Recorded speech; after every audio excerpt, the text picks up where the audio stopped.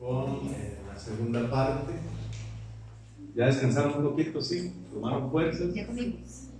Yo en realidad los admiro a ustedes bastante, porque yo sé que los temas que hemos tocado no han sido como digerir así fácil. Hemos dado mucho conocimiento, mucho material, pero tenemos la ventaja que el Espíritu Santo que está en nosotros nos guía a toda verdad. Y estas bases que estamos dando, cuando usted empiece a estudiar y usted empiece a escuchar a otras personas, ya usted va a saber de lo que se está hablando. Y conforme nos interesemos a estudiar, vamos a tener un criterio más amplio. Lo importante es que nosotros nos podamos apoyar en la palabra del Señor. Yo les he sido honesto a ustedes en el pasado, cuando yo estaba estudiando estos temas, muchas cosas yo no entendía, pero yo las estudiaba y no comprendía, pero yo las estudiaba. Y llega un momento donde ya por el estudio y por tener otros conceptos, inclusive la doctrina cristiana, nosotros vamos entendiendo la parte escatológica, que es muy importante. Bueno, ahora vamos a entrar con la última posición de la escuela premilenarista, que es la número 5, el arrebatamiento después de la tribulación, para lo cual le voy a pedir a mi hermano Gustavo Corrales que pase por aquí. Gloria a Dios, es un hermano muy amado. El Señor me lo bendiga mucho. Les dejo mi compañero hermano Gustavo. Muchas gracias, don Jorge. Buenas noches, mis queridos hermanos y hermanas. Es un gusto para nosotros, un privilegio. A mí me toca conversar un poquito acerca de la quinta teoría, ¿verdad? Que se llama precisamente post-tribulación. Ok, yo empiezo y mi esposa Ana va a continuar con la segunda parte. Quiero comentarles que esta teoría de post-tribulación sostiene que la iglesia precisamente va a continuar hasta la segunda venida. O sea, vamos a venirnos, vamos a pasar la tribulación, la gran tribulación, y aquí mismo, en esta parte de acá, ya al final, las dos situaciones más importantes para nosotros, que significa el arrebatamiento y la segunda venida, es un solo evento. Dice esta teoría que en este momento de acá vamos a ser arrebatados, la iglesia va a ser arrebatada y prácticamente nos topamos con la venida del Señor, ¿verdad?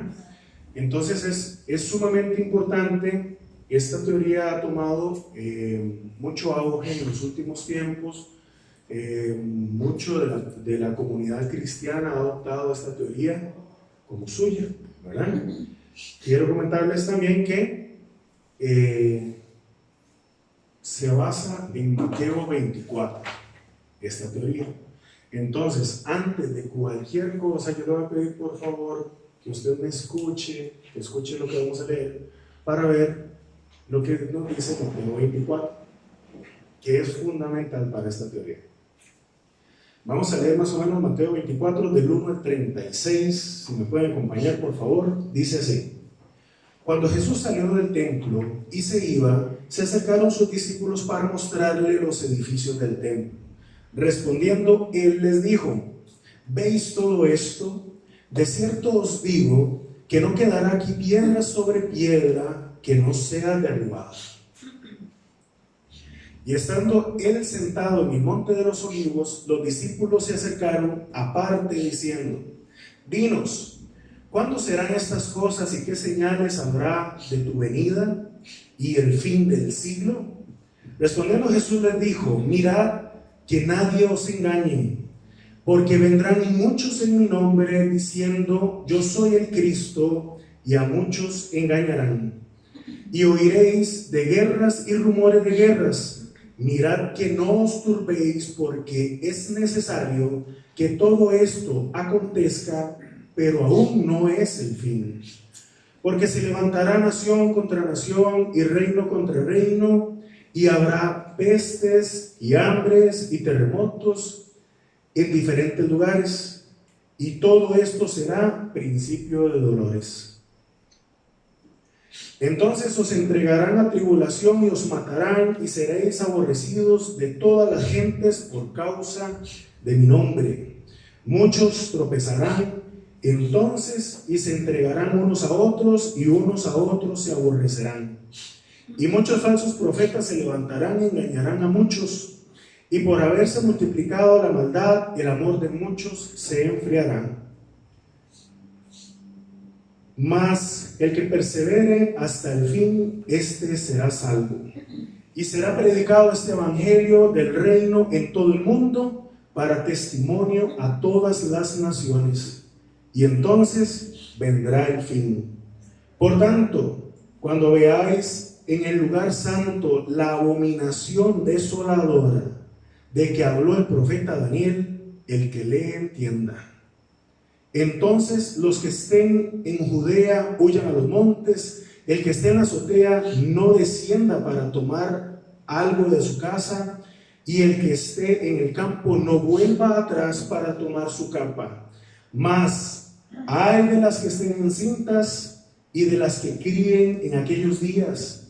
Orad pues que vuestra huida no sea en invierno ni en día de reposo, porque habrá entonces gran tribulación, cual no la ha habido desde el principio del mundo hasta ahora, ni la habrá.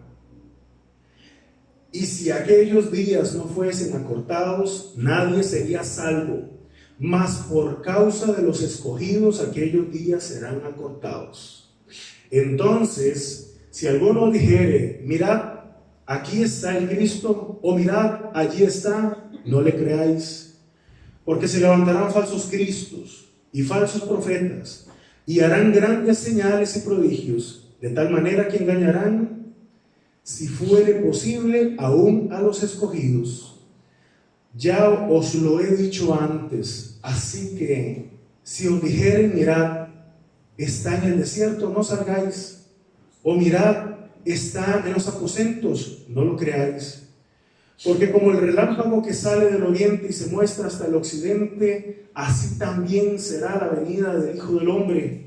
Porque donde quiera que estuviera el cuerpo muerto, allí se juntarán las águilas. Inmediatamente después de la tribulación de aquellos días, el sol se oscurecerá y la luna no dará su resplandor, y las estrellas caerán del cielo, y las potencias de los cielos serán conmovidas. Entonces aparecerá la señal del Hijo del Hombre en el cielo, y entonces lamentarán todas las tribus de la tierra, y verán al Hijo del Hombre viniendo sobre las nubes del cielo con poder y gran gloria. Y enviará a sus ángeles con gran voz de trompeta, y juntarán a sus escogidos de los cuatro vientos, desde el extremo del cielo hasta el otro. De la higuera aprended la parábola. Cuando ya su rama está tierna y brotan las hojas, sabéis que el verano está cerca. Así también vosotros, cuando veáis todas estas cosas, conoced que está cerca a las puertas. De cierto os digo que no pasará esta generación hasta que todo esto acontezca. El cielo y la tierra pasarán, pero mis palabras no pasarán. Pero del día y de la hora nadie sabe, ni aun los ángeles de los cielos, sino solo mi Padre. Mis amados hermanos, con base en esta palabra, quiero repasar las señales que nos indican aquí para tener claro la base. Dice, no quedará piedra sobre piedra que no sea derribado, ¿verdad? Está hablando del templo. Vendrán muchos en el nombre de Jesús diciendo que son el Cristo. Se levantará nación contra nación y reino contra reino. Habrán pestes, hambres, terremotos en diferentes lugares. Los cristianos serán entregados a tribulación y los matarán. Serán odiados por todos por causa del nombre de Jesús. Muchos falsos profetas se levantarán y engañarán a muchos. la maldad será multiplicada y el amor de muchos se enfriará. El evangelio del reino será predicado en todo el mundo para testimonio de todas las naciones, entonces vendrá el fin. Mis amados hermanos, yo sé que cualquiera de todos nos podemos poner a pensar en este momento de que todo esto está sucediendo, ¿verdad? Entonces, por eso es que esta teoría tiene muchos adeptos en este momento. Esta teoría sostiene que el arrebatamiento y la segunda venida son contemplados como un mismo acontecimiento, y esto se basa en Mateo 24, 29, 31, que lo leímos antes. Dicen: inmediatamente después de la tribulación de aquellos días, el sol se oscurecerá, la luna no dará su resplandor, las estrellas caerán del cielo y las potencias de los cielos serán conmovidas. Entonces aparecerá la señal del Hijo del Hombre en el cielo, y todas las tribus de la tierra harán lamentación cuando vean al Hijo del Hombre venir sobre las nubes del cielo con poder y gran gloria. Enviará a sus ángeles con gran voz de trompeta y juntarán a los escogidos de los cuatro vientos, desde un extremo del cielo hasta el otro. Muy bien, vamos a ver, esta teoría tiene 4 bases esenciales en las cuales se fundamenta. La primera es que esta posición no hace distinción entre el pueblo de Israel y la iglesia. Hermanos, esto es fundamental. No hace distinción entre el pueblo de Israel y la iglesia. Para ellos, para los que creen esta teoría, eso no solo. Cuando la Biblia habla al pueblo de Israel, está hablándole a la iglesia. El traslado y la segunda venida hacen de ellos uno y el mismo evento. 3. Esta teoría dice que deben cumplirse una multitud de señales antes de que el Señor pueda venir, ¿verdad? Todas las señales que dice Mateo, palabra de Jesucristo que está escrita en la Biblia, dice que debe de cumplirse toda esa multitud de señales para que pueda venir Jesucristo. Eso es muy importante. Y considera esta teoría, como número 4, que las 70 semanas, o sea, la 70ª semana de Daniel, ya se cumplió históricamente. Esas son las bases para esta teoría. Ahora vamos a ver un poquito más a profundidad. Vamos a ver los argumentos esenciales de la teoría. Empezamos con el argumento histórico. Resulta que esta teoría dice que vamos a ver, esta teoría de post-tribulación, sobre todo ella se basa en más o menos tener la contraposición de la premilenarista, sobre todo en eso se basa. Entonces, esta gente dice que no se puede tomar en consideración esta teoría premilenial, pretribulacionista, porque es muy nueva. Porque ellos dicen que tiene alrededor de 100 años, entonces que esta no tiene ningún argumento apostólico, ¿verdad? Entonces por eso es que no se debe tomar en consideración. Ese es el argumento histórico que ellos tienen. Otro argumento sumamente importante para nosotros que estudiamos esto es que ellos tienen un argumento contra la inminencia, contra la doctrina de la inminencia. Esta teoría descarta todas las amonestaciones que dice la Biblia con respecto con todo lo que dice la Biblia con respecto a la iglesia, ¿verdad? Que la doctrina de la inminencia dice que debemos esperar porque Jesús viene en cualquier momento, que es inminente, para en lugar de esperar a Jesucristo en cualquier momento, nos dice que esperemos las señales primero para que esto suceda.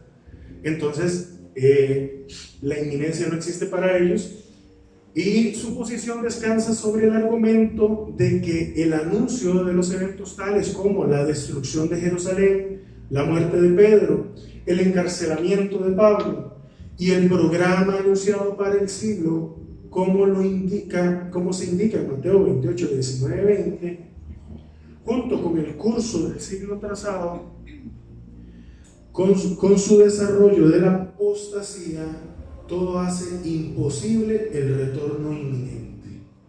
¿Sí?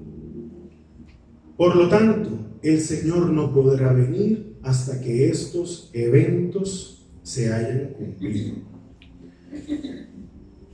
Mis amados hermanos, por el momento yo les agradezco. Le pido a mi esposa Ana que venga y nos termine de hablar de la teoría post-tribulación.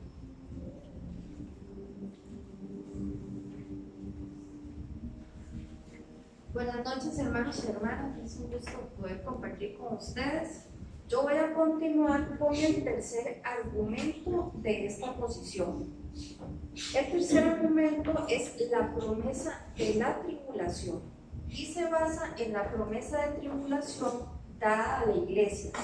Pasajes tales como Mateo 24, 9, 11, leo para ustedes, dice: entonces os entregarán a tribulación y os matarán y seréis aborrecidos de todas las gentes por causa de mi nombre. Muchos tropezarán entonces y se entregarán unos a otros, y unos a otros se aborrecerán. Y muchos falsos profetas se levantarán y engañarán a muchos. Ellos toman este pasaje que está dirigido a Israel y le prometen tribulación. Pero ellos lo utilizan para probar que la iglesia pasará por el periodo de la tribulación. También respaldan su argumento citando las persecuciones que sufrió la iglesia y que podemos leer en el libro de los Hechos. Como cumplimiento parcial de estas advertencias, consideran que a la iglesia no solo se le ha prometido tribulación, sino que actualmente está pasando por esa experiencia de tribulación como la ha sufrido a través de los siglos.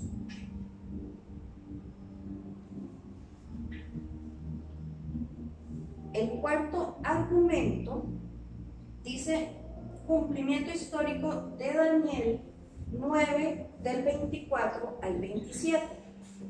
Consideran que las 70 semanas se cumplió históricamente en toda su extensión hace 1986 años. Sostienen que no hay vacíos entre las 69 y las 70 semanas. Y sus 69 semanas combinadas, o sea, las 62 más 7, sumamos 69 semanas, llegaban hasta el Mesías. Más allá de su nacimiento, pero no hasta su entrada triunfal, solo hasta su ungimiento público. La última semana de las 70 semanas proféticas para ellos comenzó con Juan el Bautista, desde su primera predicación pública del reino de Dios, cuando comenzó la dispensación del Evangelio. Este argumento del cumplimiento histórico de Daniel también sostiene que Juan el Bautista comenzó su ministerio cuando se inició las 70 semanas y Cristo fue bautizado y tentado y comenzó a predicar unos pocos meses más tarde. Esta primera mitad de la semana fue utilizada para predicar el Evangelio del Reino. La mitad de la semana fue en el tiempo de la Pascua. La Pascua ocurrió exactamente en medio de las 70 semanas. Esto es lo que ellos creen, ¿verdad? O sea, 486 años y medio después de la salida de la orden para restaurar y edificar a Jerusalén. Cristo, de acuerdo con esta teoría, llega a ser el que confirma el pacto y en el periodo de su ministerio se cumplieron las 6 grandes promesas que leemos en Daniel 9:24. Les voy a leer para recordar cuáles son esas 6 promesas.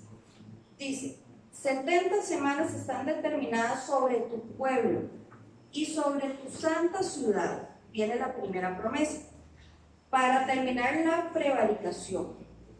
La segunda promesa, y poner fin al pecado. Tercera promesa, expiar la iniquidad. Cuarta promesa, para traer la justicia perdurable. Quinta promesa, sellar la visión y la profecía. Y la última promesa, la número 6, ungir al santo de los santos. Este pasaje lo hemos venido escuchando casi desde el inicio, ¿verdad? Ahora, con quinto argumento, es el argumento que surge de la resurrección. La resurrección de los santos muertos, para ellos, tiene lugar en el traslado de la iglesia. Por lo tanto, donde quiera que se encuentre la resurrección, allí también estará el traslado. Las principales premisas son, ellos tienen 3 premisas. La primera, las escrituras del Antiguo Testamento prueban que la resurrección de los santos del Antiguo Testamento ocurrirá cuando Cristo se manifieste, un poco antes del reino milenario. Segundo, la resurrección de la iglesia se sincronizará con la resurrección de Israel. Y la tercera premisa dice: por tanto, se llega a la conclusión de que la resurrección de la iglesia exige que el tiempo del traslado sea después de la tribulación, en esta parte. Con relación a la resurrección mencionada en Apocalipsis 20, del 4 al 6, discute que puesto que se llama primera resurrección, tiene que ser necesariamente la primera numéricamente. Leo para ustedes. Dice: y vi tronos, y se sentaron sobre ellos los que recibieron facultad de juzgar. Y vi las almas de los decapitados por causa del testimonio de Jesús y por la palabra de Dios, los que no habían adorado a la bestia ni a su imagen, y que no recibieron la marca en sus frentes ni en sus manos, y vivieron y reinaron con Cristo 1000 años. Pero los otros muertos no volvieron a vivir hasta que se cumplieron 1000 años. Esta es la primera resurrección. De aquí es donde ellos toman este argumento. Bienaventurado y santo el que tiene parte en la primera resurrección. La segunda muerte no tiene potestad sobre estos, sino que serán sacerdotes de Dios y de Cristo y reinarán con él 1000 años. Ahora, el sexto argumento y último en el cual ellos se basan en esta posición es el argumento del trigo y la cizaña. Es el argumento basado en la parábola del trigo y la cizaña que podemos leer en Mateo 13, del 24 al 30, donde dice que la expresión tiempo de la siega implica cierto periodo ocupado en varios procesos de la cosecha. Al principio de este periodo, los ángeles son enviados de una manera puramente providencial, precisamente antes de la venida del Señor por la iglesia. Esa es la interpretación que ellos dan a esta parábola. Luego dicen que el Señor viene por la verdadera iglesia y que esto lo simboliza el trigo y la reúne para sí mismo. Los profesantes impíos, sin embargo, que habían sido previamente reunidos en haces por los ángeles, aún son dejados en el mundo por un número de años hasta que el Señor venga con juicio. Entonces, como han compartido los otros compañeros sobre cada una de esas posiciones, ¿verdad? Todas tienen sus argumentos, todas tienen fundamento en bases bíblicas, Entonces, por eso es tan importante, como siempre nos ha dicho don Jorge, que debemos de estudiar para que cada uno de nosotros podamos tener convencimiento de cuál posición es la que nos convence. Y ahorita continuamos con don Jorge. Gloria a Dios. Gloria a Dios. Gloria a Dios. Bueno, démosle un aplauso a los hermanos. Gloria al Señor. Ahí cambié un poquito de micrófono. Eso me da a mí más ánimo para sentarme ahí y oír a los hermanos. Gloria a Dios. El Señor nos ha dado dones y tenemos que ponernos en ejercicio. Yo voy así rápidamente a hablar un poquito de los contras de todas las posiciones.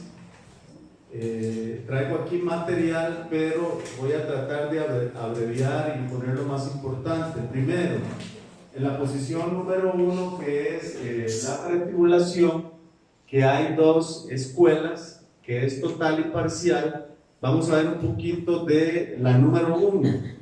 Los críticos dicen que tomar todo el periodo de la tribulación como la ira de Dios es un error.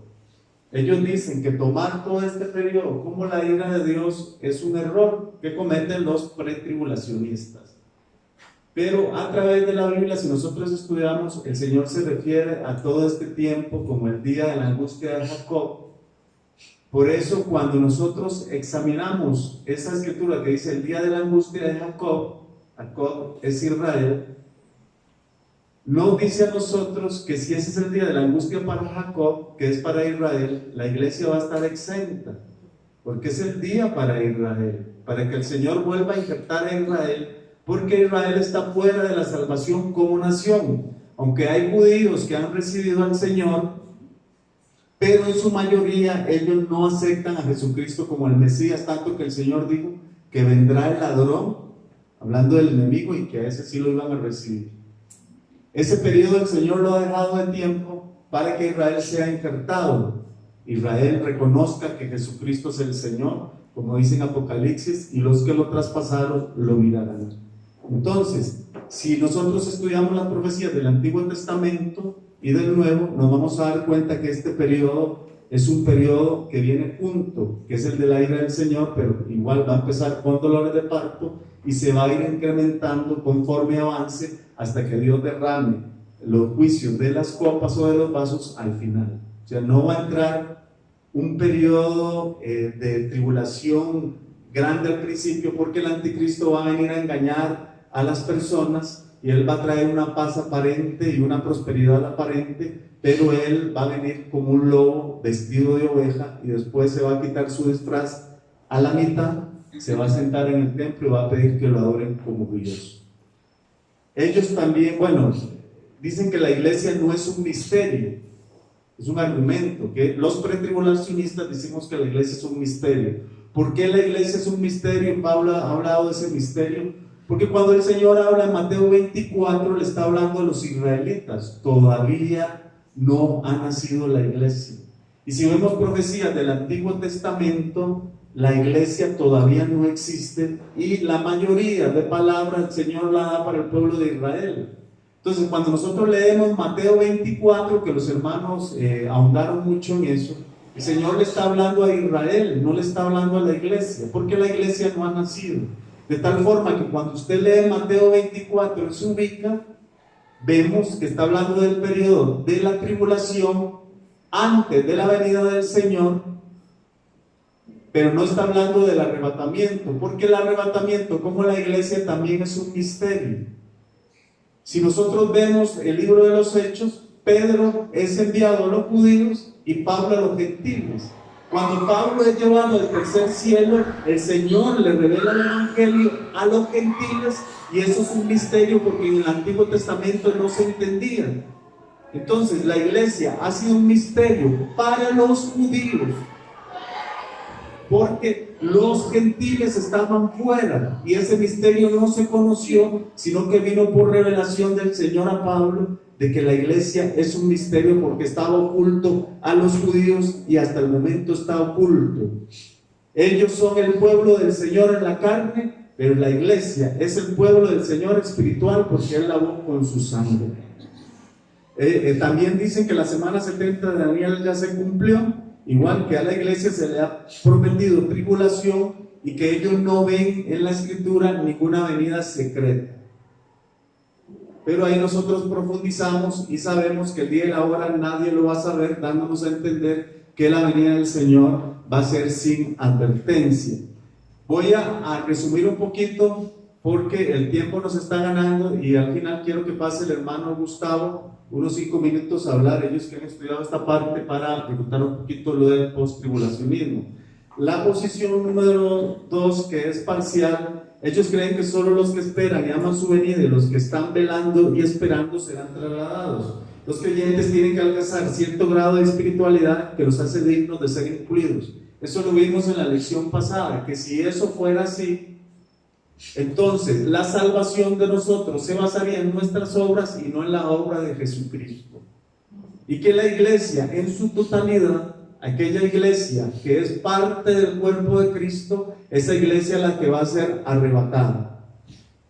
No porque el creyente ha alcanzado un grado de espiritualidad quiere decir que él es el candidato para irse y los otros que todavía están empezando no se van a ir, porque quiere decir que si una persona se convirtió ayer y no ha alcanzado un grado de espiritualidad ni de llenura, el Señor viene y tendría que quedarse si esa teoría fuera realidad. El ladrón que estuvo junto a la cruz con Jesús no se salvaría porque no tuvo tiempo ni de bautizarse. Entonces, ellos también, los de la teoría parcial, no solamente son pretribulacionistas, sino que muchas veces los midi-tribulacionistas y los de antes de la ira, ellos aplican eso también. Por eso dicen que la iglesia tiene que pasar por pruebas, que la iglesia tiene que ser purificada, para que la iglesia pueda entrar en el arrebatamiento. Dice que este periodo, ya sea la mitad o antes de la ira, que ese periodo el Señor lo va a tomar para que la iglesia sea purificada. Pregunto, ¿no purificó el Señor a la iglesia en la cruz del Calvario? ¿No dice a los esposos? Ahorita la semana me van a aplaudir, gloria a Dios, que los esposos deben amar a sus esposas como Cristo amó a la iglesia y se entregó por ella? Aplausos. Gloria a Dios. Si el Señor se entregó a la iglesia para presentarla como santa, pura y sin mancha, y ya el Señor la limpió, ¿tendrá el Señor que usar este periodo para que la iglesia sea purificada si ya Cristo lo hizo? ¿Ve? Entonces son cosas que nos ponen a nosotros a pensar en lo que ellos se apoyan, que nosotros respetamos. Ahora bien, en cuanto a la posición número 3, que es muy importante, ellos dicen que la primera parte no es la manifestación de la ira divina, la segunda parte sí contiene toda la ira de Dios. Ellos dicen que esta no es la manifestación de la ira divina, sino la ira del hombre. Pero hay un versículo muy importante y clave, que es Apocalipsis 6, 16, 17, que es cuando termina el Señor de abrir los sellos. Dice así, el sexto sello, cuando Él termina de abrir ese sexto sello, dice así, en el 16, y decían a los montes y a las peñas, caed sobre nosotros y escóndenos del rostro de aquel que está sentado sobre el trono y la ira del Cordero, porque el gran día de su ira ha llegado. ¿Quién podrá sostenerse en pie? Cuando el sexto sello es abierto, que trae un terremoto, en el 16 habla de la ira del Cordero. Si ustedes ponen atención cuando leen esa parte de Apocalipsis 6, ¿quién es el que abre los sellos? Juan está en el cielo viendo la visión. Dice que él llora porque no hay nadie digno, capaz de abrir los sellos. Ustedes saben que los rollos les ponían unos sellos que era como un material y ahí imprimían el sello y eso sellaba y nadie podía abrir esos sellos, solo el que estaba destinado para ello. Entonces el Señor esos sellos los empieza a abrir. Sí, esta es, como dicen ellos, manifestación de la ira del hombre, no de la ira de Dios. Porque el Señor es el que abre los sellos. Porque dice en el versículo 16 que es la ira del Cordero, no es la ira del hombre. y el que está abriendo los sellos es el Señor Jesús, no son los hombres. Ciertamente son juicios enviados a los hombres, pero el Señor es el que determina. Gloria a Dios. En esa posición también hay algo muy importante, que es lo de la trompeta, que ahí sí quiero que pongan atención. Ellos dicen que el traslado tendrá conexión con la última trompeta y con el ascenso de los dos testigos. En Apocalipsis 10, 6 y 7 dice así: y juró por el que vive por los siglos de los siglos, que creó el cielo y las cosas que están en él, y la tierra y las cosas que están en ella, y el mar y las cosas que están en él, que el tiempo no será más, oiga bien el 7, sino que en los días de la voz del séptimo ángel, cuando él comience a tocar la trompeta, el misterio de Dios se consumará, como él lo anunció a sus siervos los profetas. Resulta que ellos mezclan los sellos con las trompetas en la primera mitad de la tribulación y dicen que las copas o los vasos de la ira están para la segunda parte. Entonces ellos usan el argumento de la trompeta, por eso dicen que a la final trompeta es esa trompeta de Apocalipsis, pero en el versículo 6 dice que cuando esa trompeta sea tocada, el tiempo no será más, ubicándonos la trompeta casi al final en el Armagedón. La séptima trompeta no es acá porque el tiempo no será más. ¿Cuál tiempo? El tiempo del gobierno de los gentiles, el tiempo que los gentiles han gobernado sobre esta tierra, porque el Señor quería posesionar a Israel, pero Israel por su desobediencia no pudo obtener el plan de Dios, y el Señor dio lugar a los gentiles dentro de la iglesia, y que los gentiles gobernaran sobre esta tierra, porque el propósito de Dios era para Israel, de tal forma que en el milenio el Señor va a gobernar en Jerusalén y dará las leyes a Jerusalén y va a restablecer la tierra a Jerusalén, porque los judíos han sido un poco rebeldes a la misión del Señor, y esta séptima trompeta va a ser acá al final, antes de la batalla del Armagedón. Ahí lo ubicamos. Entonces, sin el toque de la séptima trompeta, el tiempo no será más. Si aquí terminara la trompeta, sí sigue el tiempo. Entonces ellos cronológicamente están un poquito como desubicados en la cronología de lo que va a ocurrir, y vemos que la séptima trompeta no puede ser en la primera parte. También en Apocalipsis, vamos a ver, en 1 Tesalonicenses 4:16, la voz asociada con el sonido de la trompeta llama a los muertos. En 1 Tesalonicenses 4:16, la voz de la trompeta llama a los muertos.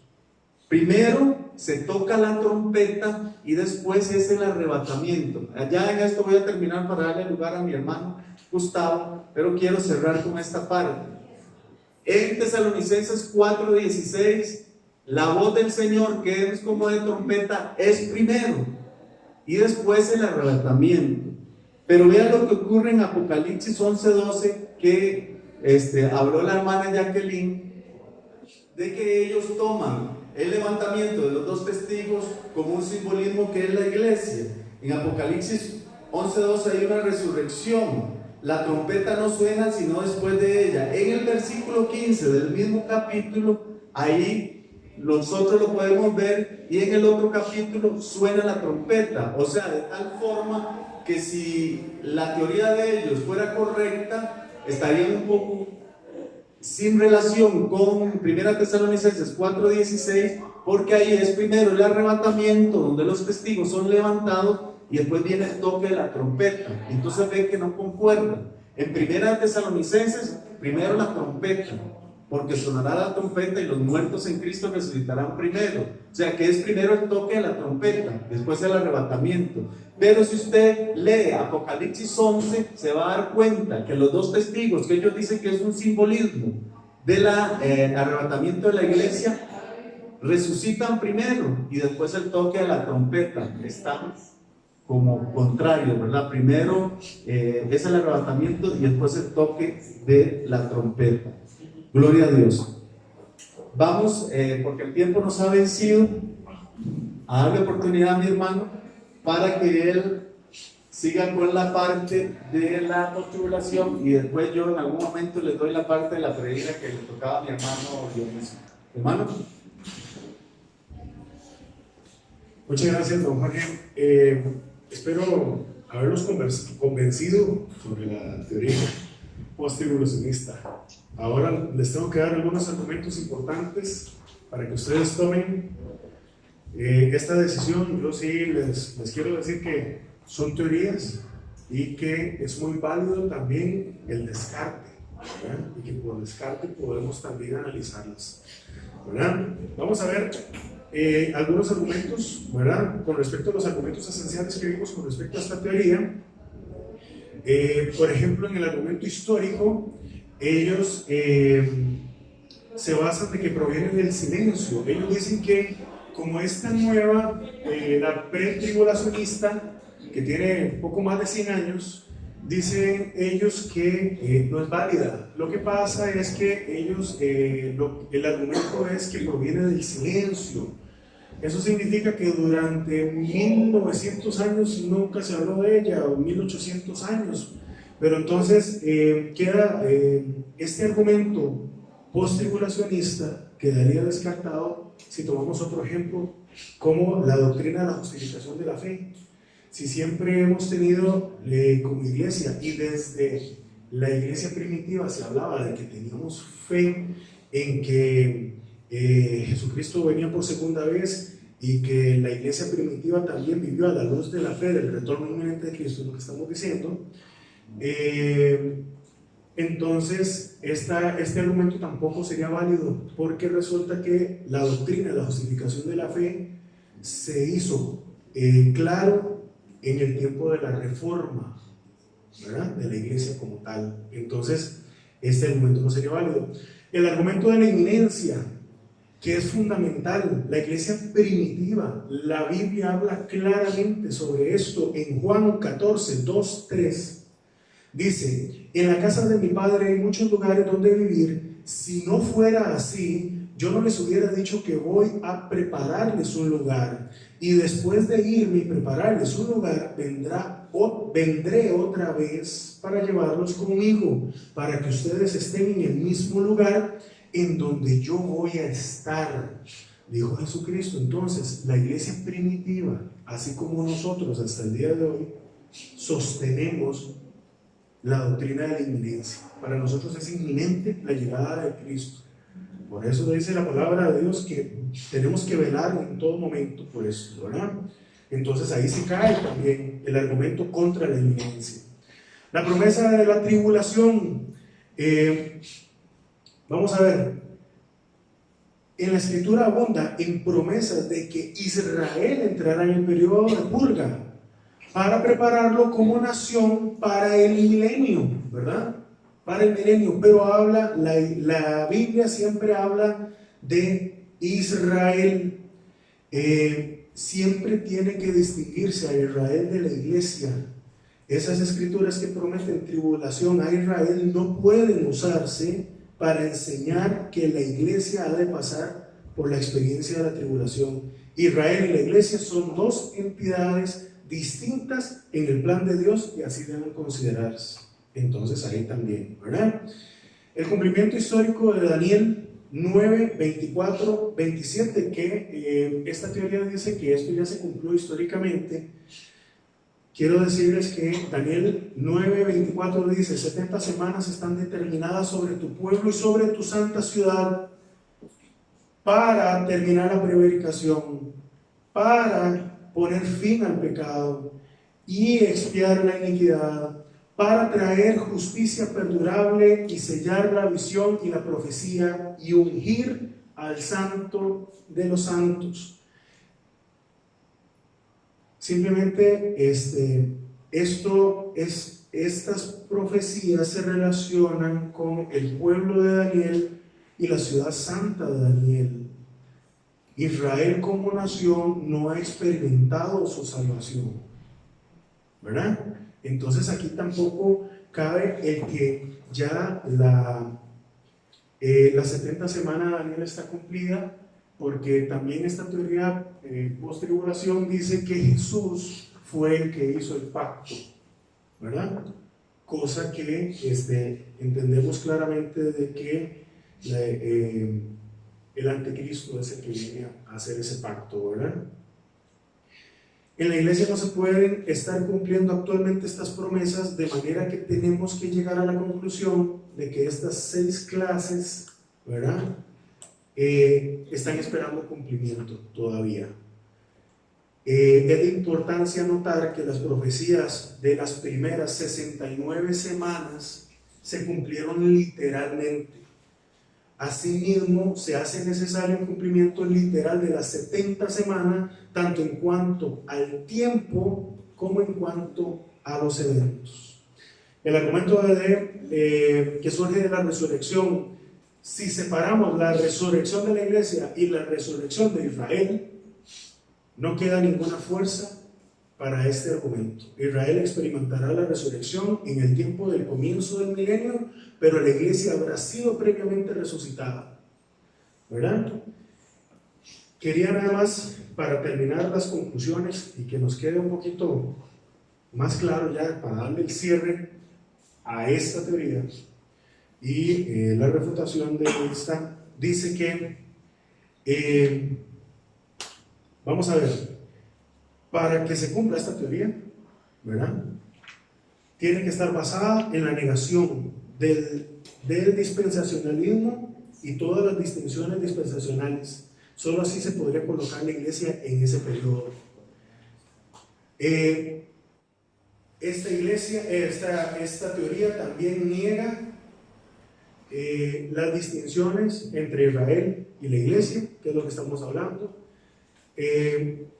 También descansa sobre una negación de la enseñanza que es concerniente a la naturaleza y el propósito del periodo de la tribulación. Mientras la escritura usa términos como ira, juicio, indignación, prueba, angustia y destrucción para describir este periodo, y declara que el propósito divino durante ese periodo es derramar juicio sobre el pecado, el defensor, los que defienden esta teoría de esta posición tienen que negar esta enseñanza esencial de la palabra para que se pueda cumplir. El partidario, los que defienden esta teoría deben negar todas las distinciones observadas en la escritura entre el traslado y la segunda venida, haciendo de ellos uno solo. Ellos no ven todo lo que sucede, ¿verdad? El partidario también, el problema también es negar la doctrina de la inminencia, que es lo que estábamos hablando, ¿verdad? También negar cualquier cumplimiento futuro de la profecía de Daniel, afirmando que ha tenido ya su cumplimiento histórico. Y se tienen que aplicar pasajes muy grandes de la escritura que trazan el programa de Dios para Israel a la iglesia para poder sostener sus puntos de vista. Este sería, compañeros y compañeras, los argumentos para refutar esta teoría. Gloria a Dios. Yo sé que es mucho material y tal vez en 2 lecciones no vamos a poder comprender todo en totalidad, pero sí hay, ya para cerrar, hay un argumento que la vez pasada yo se los dije y se los voy a volver a repetir y ustedes van a entender un poquito con esto, son 2-3 minutos lo más. Hay un argumento que es el de la resurrección, nos puede aclarar a nosotros y ubicarnos. Y después nosotros estudiamos y nos preparamos en todo eso. Pero está el argumento de la resurrección. En el pretribulacionismo, los muertos en Cristo resucitan primero y los que están vivos seremos transformados. En todas estas teorías se aplica lo mismo. Los muertos en Cristo resucitarán primero y los que estemos vivos seremos transformados. Ahora bien, un rapto, la palabra rapto, que al traducirlo era raptazo, y de ahí fue donde salió la palabra rapto. Dice ellos que no existe la palabra rapto en la Biblia, existe arrebatamiento. Entonces arrebatamiento, cuando lo tradujeron, era raptazo, y de ahí salió la palabra rapto. Ellos dicen que no existe, por eso la invalidan muchos que están contra el rapto, pero en la Biblia no está la palabra vuelo, no está tampoco la palabra Biblia, y nosotros hemos tenido abuelo y tenemos una Biblia que traemos y esa palabra no está en la Biblia. Entonces el hecho de que no aparezca no quiere decir que no existe. Hay todos creemos que los muertos van a resucitar primero y los que estemos vivos seremos transformados, pero pasa algo. La primera resurrección, que después nosotros vamos a ver, la lección de la primera resurrección tiene como 5 fases, porque Cristo fue el primero, que las primicias. Luego los que son de Cristo en su venida, está hablando de la iglesia, de todos los santos, de la tribulación, inclusive de los que van también a resucitar al final del milenio, porque los que estén vivos tienen que ser transformados. Entonces, si la primera resurrección es acá, y los hermanos de la mitad de la tribulación dicen que aquí es el arrebatamiento, aquí ya han muerto mártires, porque esos mártires no resucitan aquí. En Apocalipsis 20, del 4 al 6, viene la resurrección de los mártires. Los mártires resucitan hasta acá. Si esos mártires son parte de la iglesia, ¿por qué no resucitan aquí? En la parte de la predira también, si aquí mueren los mártires, ¿por qué los mártires no resucitan aquí? Porque los muertos en Cristo resucitarán primero y ya ellos están muertos. Esos mártires resucitan hasta el final. Ahora bien, cuando nosotros vemos Apocalipsis 19, para la parte de postribulación, primero están las bodas del Cordero. Si la iglesia no ha sido arrebatada, ¿cómo van a ser las bodas del Cordero? Si el arrebatamiento fuera aquí, la iglesia no ha subido al cielo, ¿cómo puede ser antes las bodas del Cordero si la iglesia no ha sido arrebatada? Dice también que Jesús viene con sus santos. Después sigue la batalla del Armagedón y la segunda venida. ¿Cómo el Señor va a venir con sus santos si todavía no los ha llevado al cielo? La resurrección se da acá. Si la venida del Señor es al final de la tribulación y después de la venida del Señor es la resurrección, unos días o meses después va a ser esa resurrección, y aquí fue la venida del Señor y los muertos hubieran tenido que resucitar, porque también resucitan después. Entonces la resurrección es un argumento que nos da a pensar por qué esos hermanos no resucitan en ese arrebatamiento. Ahora bien, la escuela pretribulacionista es la única que puede aliarse con la posición de esta resurrección de los mártires, porque cuando la iglesia es arrebatada, todavía no han muerto mártires que son los de la tribulación. Sí murieron mártires al principio de la iglesia, están muriendo mártires en China, pero esos van a resucitar en el arrebatamiento. Los que murieron en este periodo de la tribulación van a resucitar aquí al final. Entonces no choca el arrebatamiento pretribulacionista con esta resurrección, porque estos mártires que no fueron incluidos en el arrebatamiento pretribulacionista van a resucitar aquí. Entonces la resurrección también nos pone a pensar. Ellos dicen que donde está la resurrección, ahí está el arrebatamiento, los hermanos del postribulacionismo. Pero ¿cómo explican ellos que si aquí donde está la resurrección, que ellos lo dan como un solo hecho, pero cuando se refieren a primera resurrección, no es que hay una primera y una segunda? Cuando se refieren a primera resurrección es como VIP, como primera clase. O sea, que la resurrección de los santos de la iglesia y la resurrección de los mártires es como una primera clase de resurrección, y después los otros muertos van a ir hasta el juicio del trono blanco, donde va a ser la segunda muerte. Vamos a dejarlo hasta acá.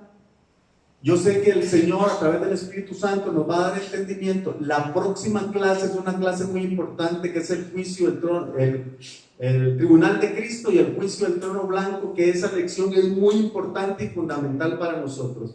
Gracias por su paciencia, gracias por su atención, que el Señor los bendiga y nos vemos en la próxima. Gloria a Dios.